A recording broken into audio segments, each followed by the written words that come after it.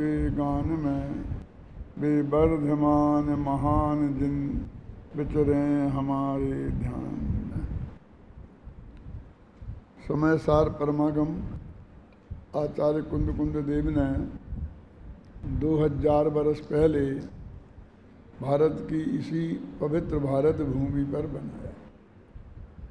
उसका जो आश्रव अधिकार चल रहा है और ये अपन ने प्रकरण समय सार की पहली गाथा से आरंभ किया था और उसी क्रम में होते होते अपने यहाँ तक आए हैं और वही प्रकरण है।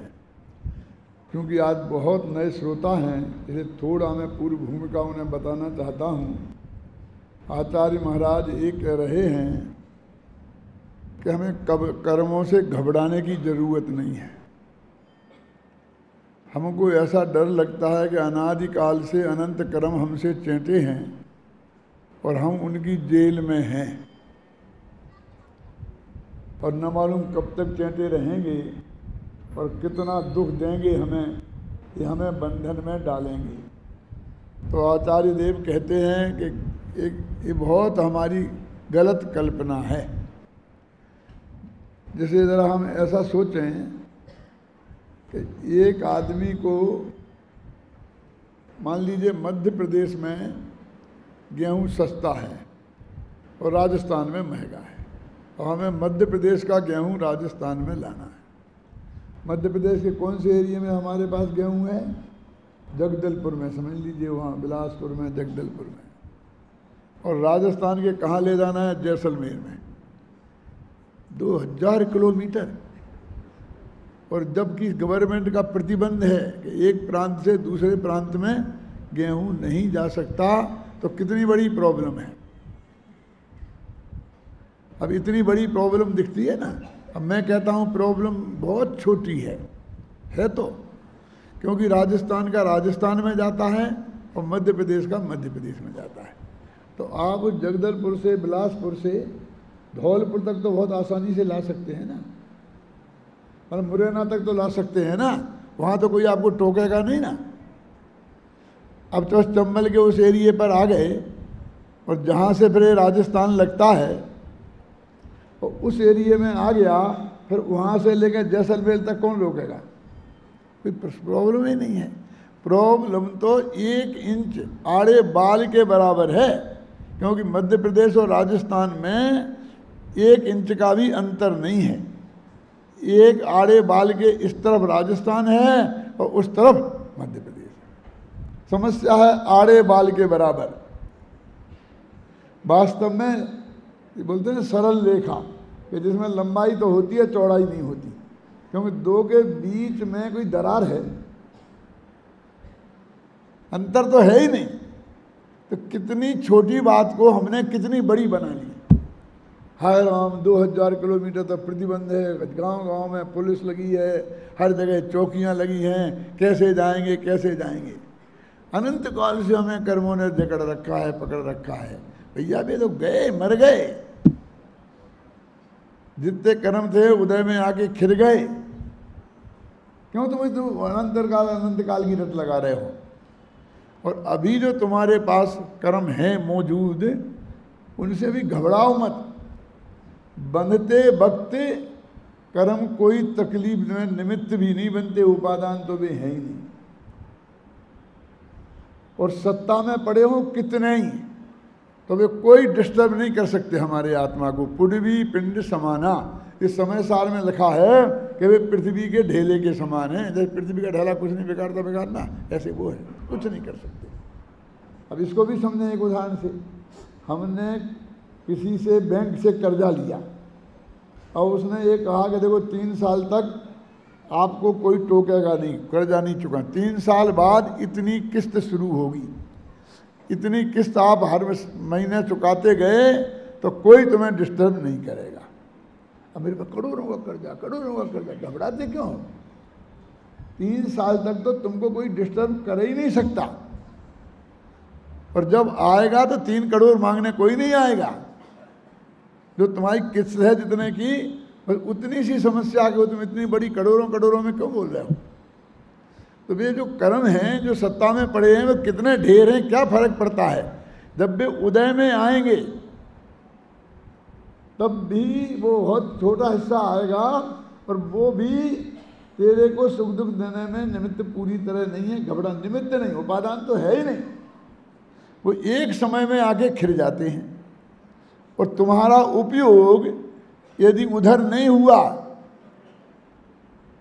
तो खत्म खेल। बहुत बड़े बड़े सेठ लोग होते हैं, रोजीना हजारों की ज़मीनें पड़ी, मकान पड़े हैं, गेहूं पड़ा, बहुत माल पड़ा है, रोजीना भाव चढ़ते उतरते रहते, शेयर होते बढ़ते ना, रोजीना लाखों के बारे नारे होते कि नहीं। अखबारों में आता है कि अभी तक सबसे बड़ा अंबानी था, अब वो छोटा हो गया, फलाना हो गया। क्यों? कोई घटता बढ़ता है क्या कुछ? ये क्या बस शेयर के भाव नीचे गए तो छोटा हो जाता है। अब भी सो रहे, उन्हें पता ही नहीं है। तुम आत्मा का ध्यान कर रहे हो तो पता ही नहीं है, तो कब करोड़ों के बढ़ गए तुम्हारे पास और कब करोड़ों घट गए तो पता है कुछ? बोलो क्यों? बोलो विवेक जी, अब की इतनी ज़मीनें पड़ी हैं, कौड़ी के भाव ली थी, करोड़ों के भाव हो गए हैं, सोते सोते में पता ही नहीं चला। विवेक जी ने कुछ नहीं किया उसमें, क्यों? और ऐसा कभी होगा नहीं, फिर भी गवर्नमेंट 1 मिनट में कह दे कि कुछ नहीं, ये सबकी क्वाइड खत्म। क्या खेल है बोलो आप? एक समय का है, एक समय में लिखा है इसमें उपयोग के प्रयोगानुसार। तेरा उपयोग यदि आत्मा पर हुआ और तेरा उपयोग इस पर नहीं हुआ तो उस समय भी तेरे को कुछ भी दुख दे नहीं पाएंगे। तो क्यों इनके पीछे घबरा रहा है तू? अपने उपयोग को संभाल, इन्हें संभालने की तेरे को बिल्कुल ज़रूरत नहीं है। ये प्रकरण यहाँ चल रहा है और उसका कलश मैं पढ़ता हूँ, तुम लोग भी मेरा सहयोग करना। देखो है, विजहति नहीं सत्ताम प्रत्यय पूर्वबद्धा समय मनुसरंतो यद्यपि द्रव्य रूपा।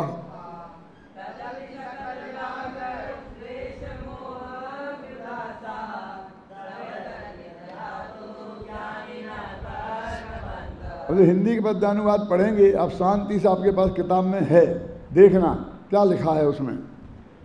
पूर्व में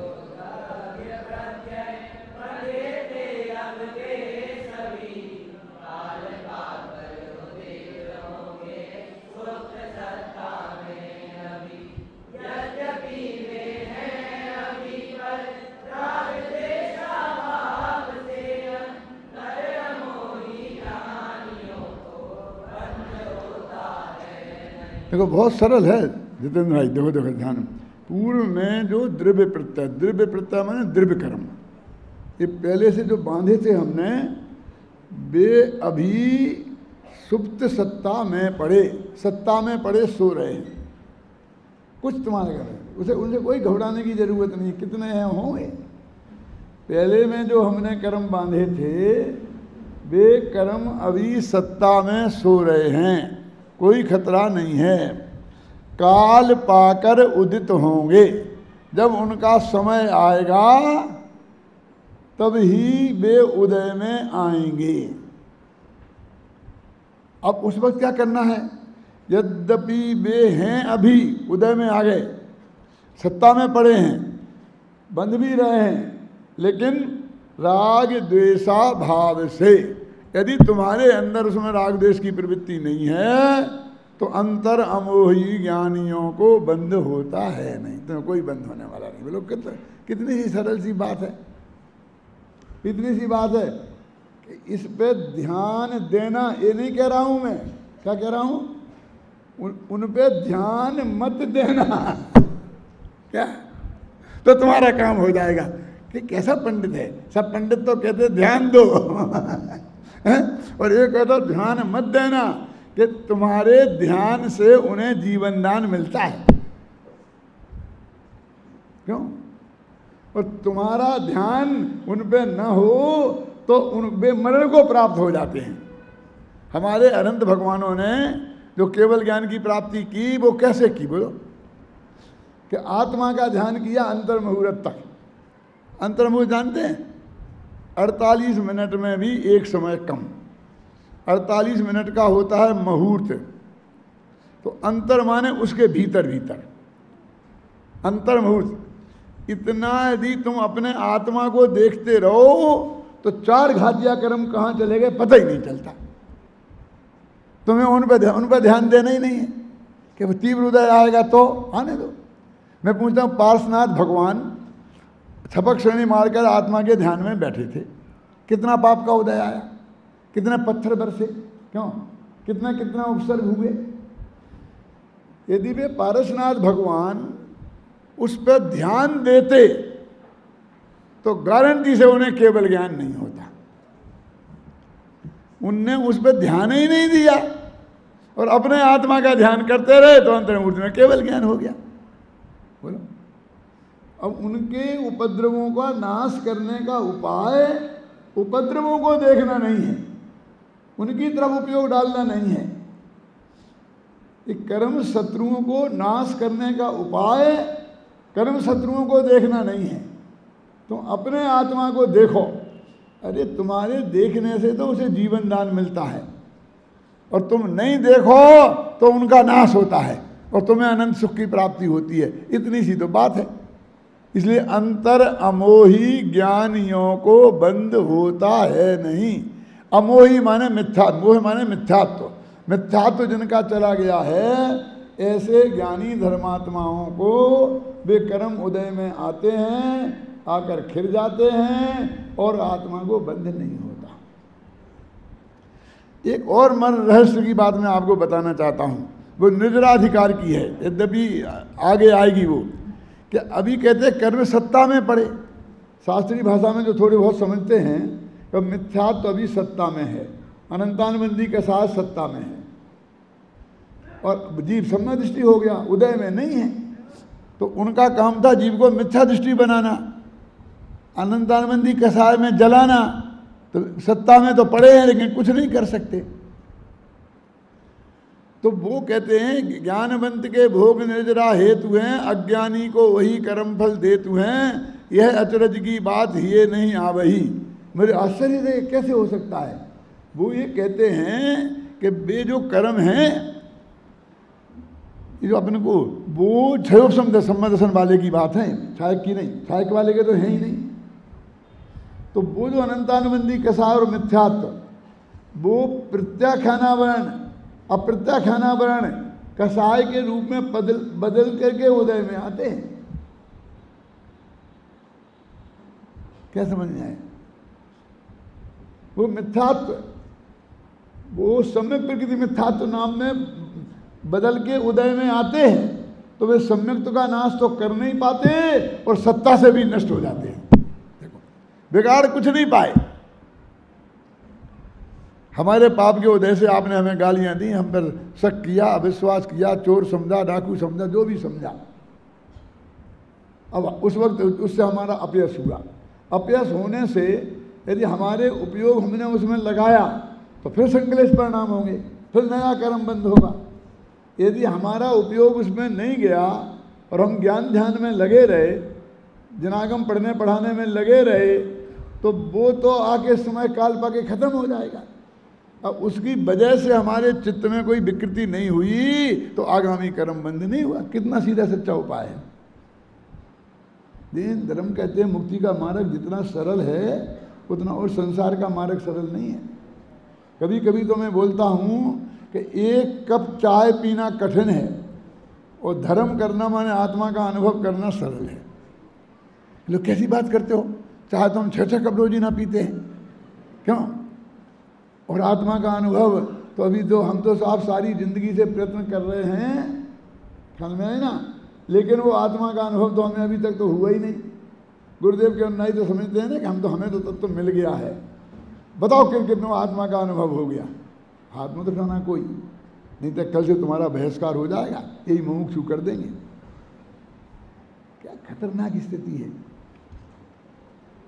जब हमें तत्व ज्ञान मिल गया है, गुरुदेव ने मार्ग बता दिया है, तो हो जाए किसी को सम्मत समझ, तो तुम्हारे बाप का क्या बिगड़ता है। लेकिन नहीं, सब ऐसी दाव लगाए बैठे। यदि वो कोई कह देवे कि मुझे हो गया तो सब उसके पीछे पड़ जाएंगे। क्या है, क्या है ये, क्यों बोलो। देवेंद्र जी, क्या नाम, वीरेंद्र जी, है नहीं ऐसी प्रवृत्ति। क्या है ये? सम्यक दर्शन कुछ नहीं है, आत्मा के दर्शन का नाम सम्यक दर्शन है। देखो विवेक जी, आप अपनी कार लेकर यहाँ से अजमेर को रवाना हुए। अजमेर में तो रास्ते में सारा इंतजाम है, क्यों? आपको चाय पानी साथ में लेकर चलने की ज़रूरत है? कितनी तो दुकानें हैं, और दुकानों का नहीं पीते हो तो आपकी तो समझाना भी रास्ते में है। किशनगढ़ में चाय मिल ही जाएगी कि नहीं मिलेगी? सब इंतजाम है ना, तो कोई चाय लेके तो चलता नहीं है। अब रास्ते में ऐसी जगह गाड़ी खराब हो गई 2 बजे कि जहाँ से 4 किलोमीटर इस तरफ और 4 किलोमीटर पीछे ना कोई चाय की दुकान है ना कुछ है, और गाड़ी खराब हो गई और आपके चाय पीने का टाइम हो गया। अब नहीं तो नहीं मिलेगी चाय 2:30 बजे, तो सिर दर्द हो जाएगा। बोलो क्या करें? अब वहाँ एक कप चाय की, बोलो सोचो कितना कठिन काम है। अरे उस चाय के लिए चाय चाहिए, दूध चाहिए, पानी चाहिए, चाय चाहिए, स्टोव चाहिए, फिर उसमें माचिस, कुछ भी हो, माचिस की सीख नहीं हुई तो सब बेकार। कितनी चीज़ें चाहिए बोलो आप, कितना कठिन है। कोई आदमी साथ में नहीं है, सेल्फ ड्राइविंग करके जा रहे थे, वो एक कप चाय समझ लो कितना कठिन है। तुम उसकी तुलना मत करो जो रोज ना तुम्हारे मन में सोच रही आ जाती है टेबल पर, उसकी बात मत करो, कठिन है ना। और आत्मा का ध्यान करना हो भैया तो क्या करना बोलो? ना स्टोव चाहिए, ना कप चाहिए, ना दूध चाहिए, ना चाय चाहिए, आंखें बंद करो और भगवान आत्मा तेरे को हाजिर है। तस्वीरें खुदा की हृदय के आईने में है, जब चाही गर्दन झुकाई देख ली। क्या दिक्कत है बोलिए? अब बोलो आत्मा का ध्यान करना सरल है कि एक कप चाय पीना सरल है? ये क्यों है? क्योंकि संयोग ये पर के अधीन है, कर्म के उदय के अधीन है। यदि एक कप चाय पीने का पुण्य आपके पल्ले में नहीं है तो 100 सिर के हो जाना नहीं मिलेगा, नहीं मिलेगा। क्या बात करते हो? हम जैसे पुण्यात्मा के ऐसी बात करते हो? अरे तुम जैसे हमने 36 देखे ऋषभदेव थे ना, वे तुमसे कम पुण्यात्मा थे?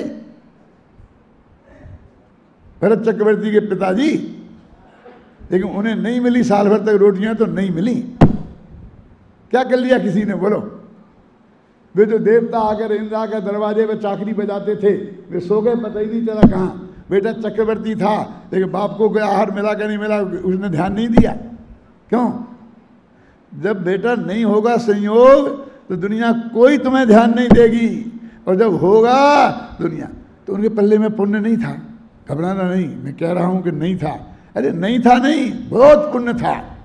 यदि पुण्य नहीं होता तो लोग अपनी लड़कियां देने को क्यों तैयार होते? यदि पुण्य नहीं होता तो हाथी घोड़े देने को क्यों तैयार होते? आगे लोग कहते थे नंगे पैर क्यों हैं, हाथी पे बिराजो, हाँ ये लड़की है शादी करके बैठ जाओ, मैं सारी संपत्ति देता हूँ। पुण्य का उदय था कि नहीं था?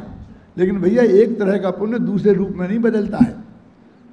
वो हाथी घोड़ा वाला पुण्य रोटियों में नहीं बदलता है, वो चाय में नहीं बदलेगा। चाय के बिना तो तड़पना पड़ेगा बेटा, समझ लो अच्छी तरीके से। और चाय जितना पुण्य हो वो काम नहीं आएगा वहाँ, और चाय वाला पुण्य अलग होता है। इसलिए कहते हैं कर्म की उदय की फिलॉसफी को भी तुम एक बार समझो। कुंद आचार्य कहते हैं तो तुम्हें पता चलेगा कि वास्तव में स्वरूप वस्तु का क्या है और तू क्या चीज है।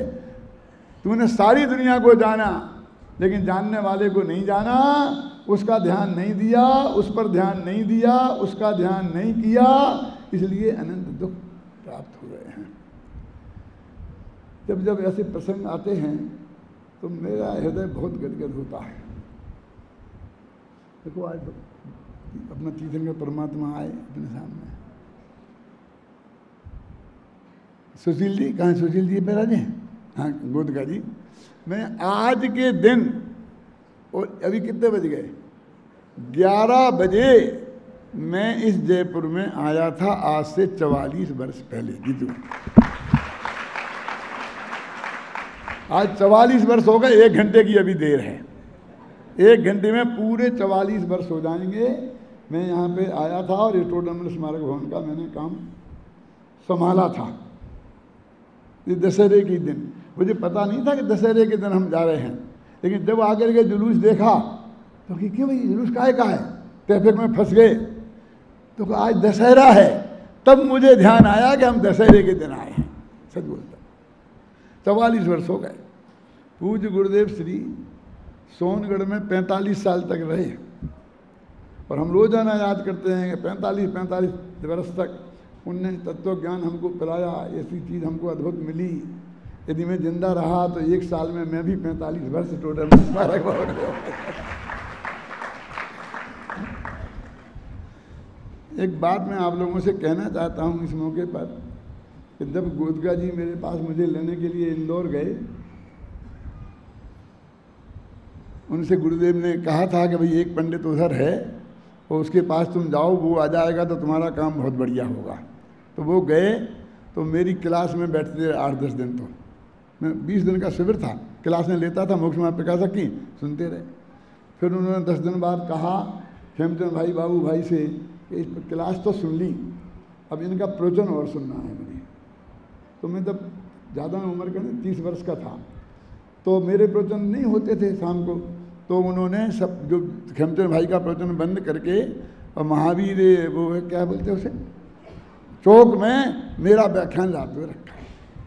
फिर उनने मेरा व्याख्यान सुना, और सुन करके दूसरे दिन प्रस्ताव किया कि हम आपको लेने आए, गुरुदेव की आज्ञा है, आपको जयपुर चलना है और संस्था संभालना है। मैं कहा अभी तो नहीं आ सकते हम। क्यों? कि मैं MA में पढ़ता था और पढ़ाता भी था वहाँ। तो मैं इस साल MA कर रहा हूँ। बोले MA काय को कर रहे हो, क्या करोगे MA होगे? मैंने कहा हमें कोई मोक्ष जाने के लिए तो करना नहीं पड़ता। सच्चे शब्द बोलता हूँ मैं। ये लोक में जरा आजीव का ढंकी हो जाए तो निश्चिंताई से आत्मकल्याण का काम कर सकें। इसके लिए बोले जो भी आपको MA पास करने के बाद मिलेगा वो सब व्यवस्था मैं करूँगा, आप चिंता मत करो, आप तो मेरे साथ चलो।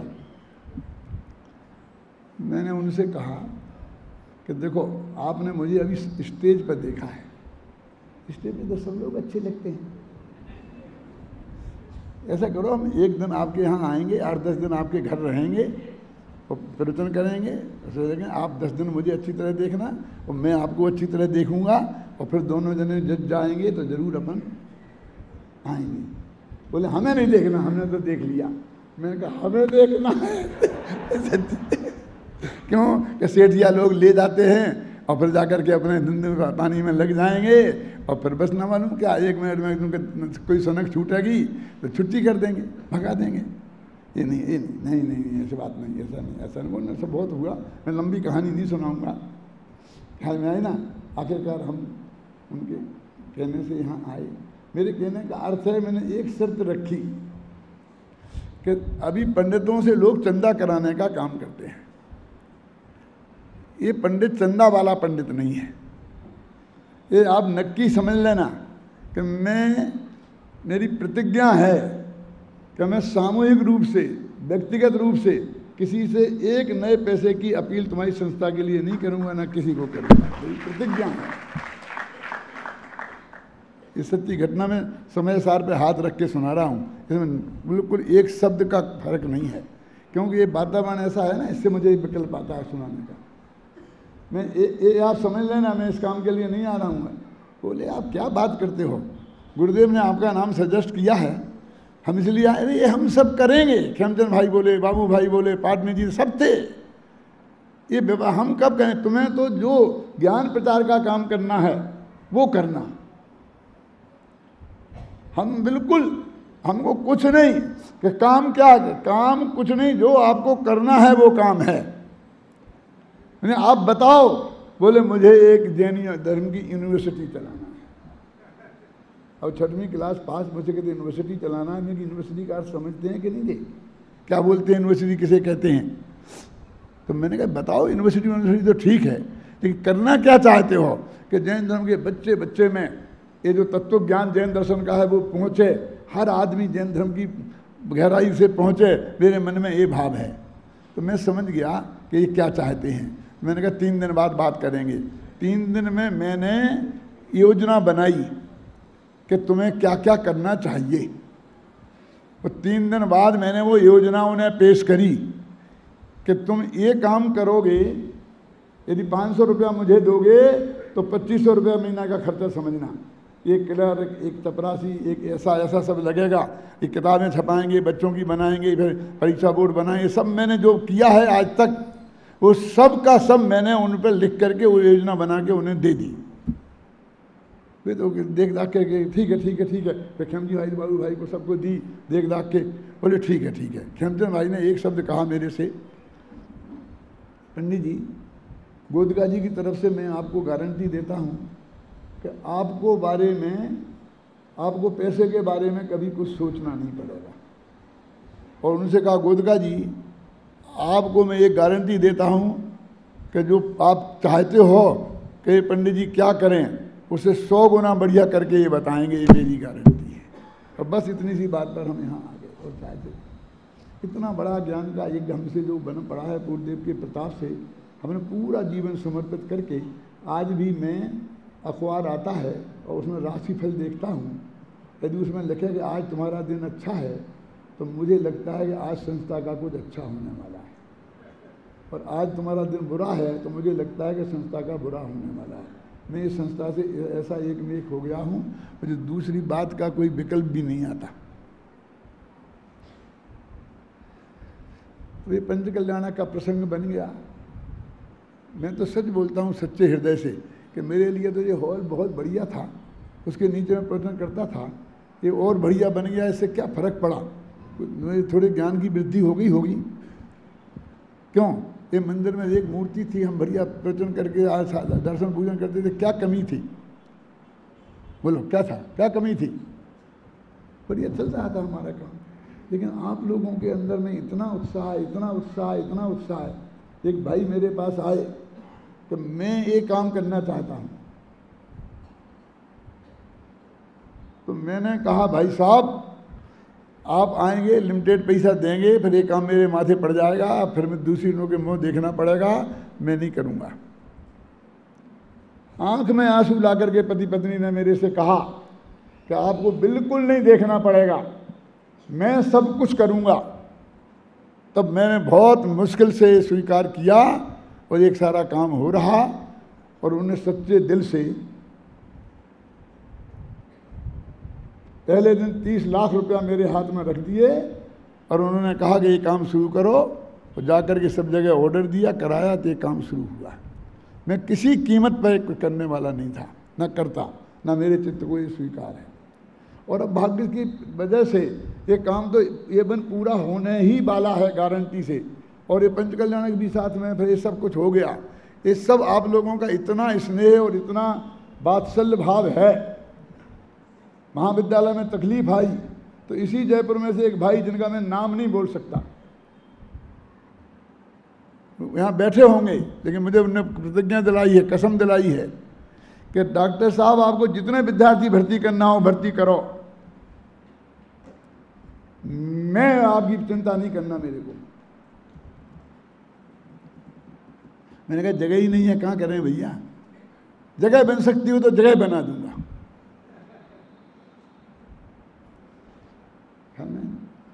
मुझे बिल्कुल फिक्र नहीं है, कुछ चिंता नहीं। अभी मैंने किसी से कुछ नहीं कहा एक न, और मैं कहता मेरी प्रतिज्ञा वो निभ जाए। बाबू भाई जब तक और गोदका जी थे, पाटनी जी थे, तब तक ये सारी फिक्र वो लोग करते थे। अब आज भाग्य से दुर्भाग्य से जो भी है वो कोई नहीं है, फिर भी हमारे विद्यार्थियों की फौज है। ये 500 विद्यार्थी मेरे सामने सारे देश में फैले हुए हैं। इनने कहा दादा आप अपना करो, हमें समय सार सुनाओ, समय साल लिखो, हमकी ज़रूरत नहीं है, हम किस दिन काम आएंगे। वो चैलेंज हम स्वीकार करते हैं। उन्होंने कहा हम भी अपनी अपनी हैसियत से इसमें सहयोग करेंगे और अपने सहयोगियों से सहयोग कराएंगे। सारा देश आपके पीछे खड़ा है, इसलिए मुझे बिल्कुल भी फिक्र नहीं है। ये काम बहुत से बहुत बढ़िया होगा, कोई मुझे चिंता नहीं है, इसमें कोई फिक्र करने की ज़रूरत नहीं है किसी को भी। जिसको इसमें महायज्ञ में आहुति देने का खुद विकल्प हो, यदि वो ये समझता हो कि ये काम सर्वोत्कृष्ट है, मेरी दृष्टि में टोडरमल जी ने 8वें अध्याय के शुरू में लिखा है कि ये वो काम है जो गणधर देव ने गद्दी पे बैठ के किया था, जो तीर्थंकर ने किया था। ये हम वो काम हमने अपने हाथ में लिया है, इसलिए इसको कभी हीन भावना अंदर में मत लाना। तो एक महान, आज ये चंद्रप्रभु भगवान और ये मालूम 4 भगवान कौन कौन है? श्रीमंदर, जुगमंदर, बाहु और सुबाहु। सब जगह श्रीमंदर तो बहुत जगह मिल जाएंगे, दिगंबरों में, श्वेतांबरों में। बाहु सुबाहु को कौन पूछता है? क्या है? उनका तो बेचारा नाम ही लेने वाला कोई नहीं है। भी तीर्थंकर की पूजन में कभी नाम ले लेते हो तो ले लेते होंगे, बोलो बेचारा क्या, हमने उनकी रखी। बहुत लोगों ने कहा ठीक ऐसा करो ना कि आदिनाथ, बाहुबली और भरत, मजा आ जाएगा पूरा परिवार। अरे बारे बार, मैंने कहा फिर तुम परिवार का आरोप लगाओगे कि पूरा परिवार हो गया। अरे परिवार बात तो क्या करें हम? आदिनाथ ने चलाया, बेटे को चक्रवर्ती, खुद तीर्थंकर, दूसरा बेटा कामदेव, तीसरा सबसे पहला मोक्ष जाने वाला, और विरोधी दल का नेता भी पोता मारी।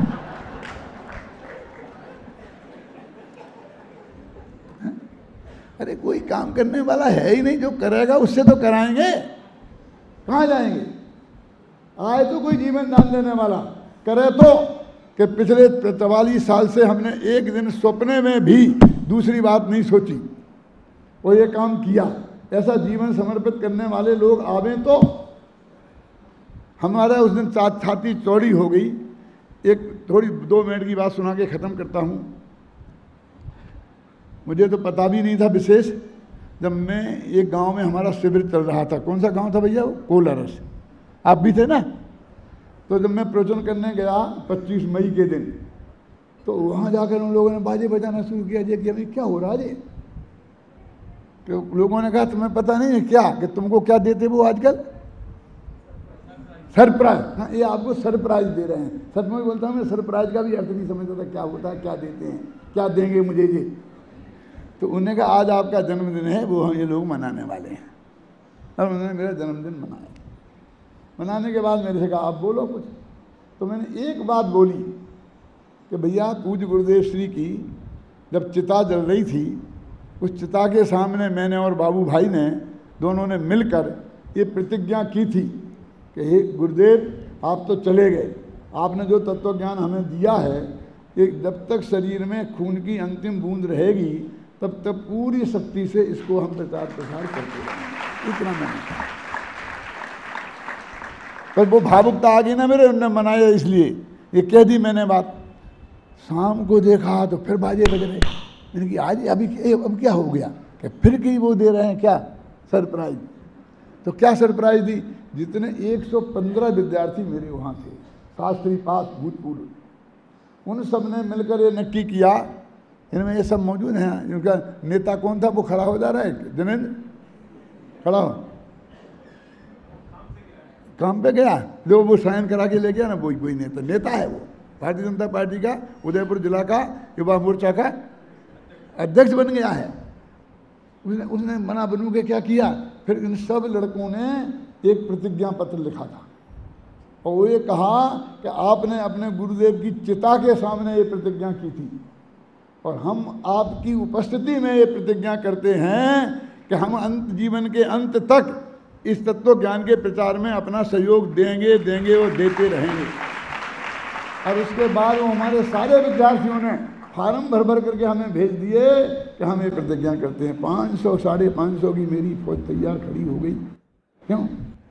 अभी हमको क्या चिंता, किसकी चिंता? इस तत्व ज्ञान को कौन ले जाएगा आगे? अरे भाई, जिसके महापुण्य का उदय होगा वो इसमें योगदान करेगा, जिसके महापुण्य का उदय नहीं होगा वो नहीं करेगा।